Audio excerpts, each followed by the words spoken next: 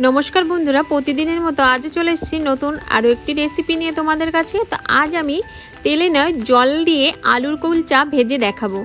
तो खूब सहजेई तोमरा एकदमई सफ्ट कुलचा जल दिए भेजे निते पारबे। तो चलो बंधुरा रेसिपिटा शुरू करी। एखाने एकटा बाटी नियेछि, तो बाटिर मध्य आमी 200 ग्राम टक दई निये निচ্ছি। ভিডিওটা স্কিপ না করে সম্পূর্ণ ভিডিওটা দেখার জন্য অনুরোধ রইল। এই চামচ মেপে 1 চামচ দিয়ে দিচ্ছি বেকিং পাউডার আর হাফ চামচ বেকিং সোডা দিয়ে ভালো করে আমি মিশিয়ে নিচ্ছি টক দইয়ের সঙ্গে। তো এবার আমি টক দইটা সাইডে একটু সরিয়ে রাখছি। এবার একটা মিক্সিং বোল নিয়ে নিয়েছি। তো বোলের মধ্যে আমি এই বাটি মেপে ময়দা নিয়ে নিচ্ছি, 3 বাটির থেকে একটু কম। তো এখানে আমার 500 গ্রাম ময়দা আছে।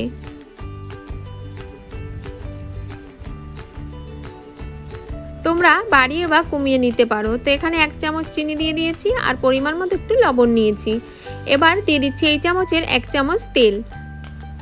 এবার সবকিছু ময়দার সঙ্গে ভালো করে মিশিয়ে নিতে হবে, ঠিক এরকম ভাবে। তো মিশানো হয়ে গেছে। এখন আমি যে টক দইটা রেখেছিলাম সেই টক দইটা এর মধ্যে দিয়ে দিচ্ছি। টক দইটা দেখেই তোমরা বুঝতে পারছো কতটা ফুলে উঠেছে। এবার টক দইটা ময়দার সঙ্গে ভালো করে মিশিয়ে নিচ্ছি। এবার আমি অল্প কিছুটা জল দিয়ে দেব। তো অল্প জল দিয়ে আমি একটা সফট ডো তৈরি করে নেব। এইভাবে ময়দার ডোটা তৈরি করে নিতে হবে। এখানে কোনো ইস্ট ব্যবহার করার কোনো দরকার নেই, আর ময়দাটাও কোনো রেস্টে রাখার প্রয়োজন নেই। তো সামান্য পরিমাণে একটু মেখে নিয়ে আমি সামান্য পরিমাণে একটু তেল দিয়ে দিচ্ছি। তেলটা দিয়ে আমি আবারও ময়দাটা ভালো করে মেখে নেব।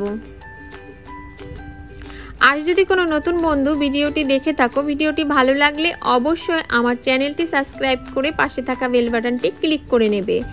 তো ময়দাটা ভালো করে আমি মেখে নিয়েছি। তো এবার ছোট একটা প্লেট দিয়ে আমি ঢাকা দিয়ে সাইডে সরিয়ে রাখছি। এবার এখানে আমি দুটো আলু আগে থেকে সিদ্ধ করে নিয়েছিলাম। তো এই দুটো আলু আমি একটা গ্রেটারের সাহায্যে গ্রেট করে নেব। তোমরা এই আলুর কুলচাটা একদমই তেল ছাড়া জল দিয়েই তৈরি করে নিতে পারবে সফট তুলতুলে আলুর কুলচা। একটু ভিডিওটা ফলো করবে, তাহলে কোনো অসুবিধাই হবে না। তো এদিকে আলুটা আমার গ্রেট করা হয়ে গেছে। এর মধ্যে দিয়ে দিচ্ছি 1 চামচ আদা গ্রেট করা, আর দিয়ে দিচ্ছি এখানে একটা পেঁয়াজ কুচি, পরিমাণ মতো লঙ্কা, আর দিয়ে দিচ্ছি হাফ চামচ জিরে গুঁড়ি আর হাফ চামচ কাশ্মীরি লঙ্কার গুঁড়ি, আর দিয়ে দিচ্ছি এখানে চাট মশলার গুঁড়ি হাফ চামচ, আর দিয়ে দিচ্ছি স্বাদ মতো লবণ, আর দিয়ে দিচ্ছি কিছুটা ধনেপাতা কুচি। তোমাদের কাছে ধনেপাতা না থাকলে দেওয়ার কোনো দরকার নেই। এবার একটা কাঁটা চামচ দিয়ে ভালো করে আলুটা আমি মিশিয়ে নিচ্ছি।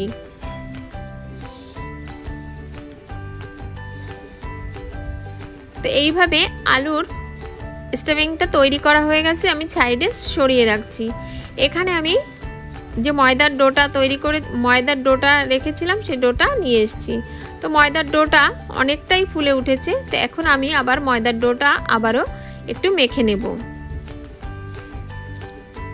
তোমরা একবার হলেও এই আলুর কুলচা রেসিপিটা বাড়িতে তৈরি করবে, খেতে অসম্ভব ভালো হয়। এইভাবে আমি ময়দাটা আবার একটু উপর দিয়ে তেল দিয়ে দিচ্ছি, দিয়ে ভালো করে আবারও মেখে দিচ্ছি। এখানে কিন্তু একদম তেল বেশি ব্যবহার করা যাবে না, তাহলে কিন্তু আলুর কুলচাগুলো নরম সফট হবে না। তো এখানে এইভাবে আমি মেখে নিচ্ছি ময়দাটা। তো ময়দাটা মাখা হয়ে গেছে। এখন আমি এর থেকে লেচি কেটে নিচ্ছি। রেগুলার যেমন আমরা রুটি করি তার থেকে একটু বেশি করে লেচিটা কেটে নিতে হবে। তো উপর দিয়ে আমি সাইডে সরিয়ে রেখে উপর দিয়ে কিছুটা ময়দা ছড়িয়ে দিচ্ছি, দিয়ে একটা লেচি নিয়ে নিয়েছি। তো লেচিটা এইভাবে গোল করে নিচ্ছি। এবার 1 চামচ মতো আলুর স্টাফিংটা দিয়ে দিয়েছি। এবার ঠিক এইভাবে বন্ধ করে নেব। একদমই আমি যেভাবে দেখাচ্ছি তোমরা যদি তৈরি করো একদম রেস্টুরেন্ট হোটেলের মতো তোমাদের আলুর কুলচাগুলো তৈরি করতে পারবে খুব সহজেই। কুলচাটা ঠিক এরকম মোটা রাখতে হবে। উপর দিয়ে কিছুটা কালো জিরে ছড়িয়ে দিয়েছি, আর দিয়ে দিচ্ছি কিছুটা সাদা তিল, আর দিয়ে দিচ্ছি কিছুটা ধনেপাতা কুচি। ঠিক এইভাবে তৈরি করলে রেস্টুরেন্টের মতো আলুর কুলচা তোমরা বাড়িতেই খুব সহজেই তৈরি করে নিতে পারবে। তো উপর দিয়ে আমি আর একটু হালকা করে বেলে নিয়েছি। তো এবার আমি সাইডে সরিয়ে নিচ্ছি। এবার আবারও একটি কুলচা তোমাদের তৈরি করে দেখাচ্ছি। তোমরা ঠিক এইভাবে আটকে নেবে, তাহলে আলুটা বেরিয়ে আসার কোনো ভয় থাকবে না। উপর দিয়ে ময়দা ছড়িয়ে আমি একইভাবে আবারও বেলে নিচ্ছি। এই আলুর কুলচাটা খেতে অসাধারণ হয়, তোমরা একবার হলেও বাড়িতে তৈরি করে দেখতে পারো। তো উপর দিয়ে আমি কিছুটা আবারও ধনেপাতা কুচি দিয়ে দিচ্ছি, দিয়ে দিচ্ছি সাদা তিল, আর দিয়ে দিচ্ছি কালো জিরে। এবার উপর দিয়ে আবারও হালকা হাতে এইভাবে বেলে নেব।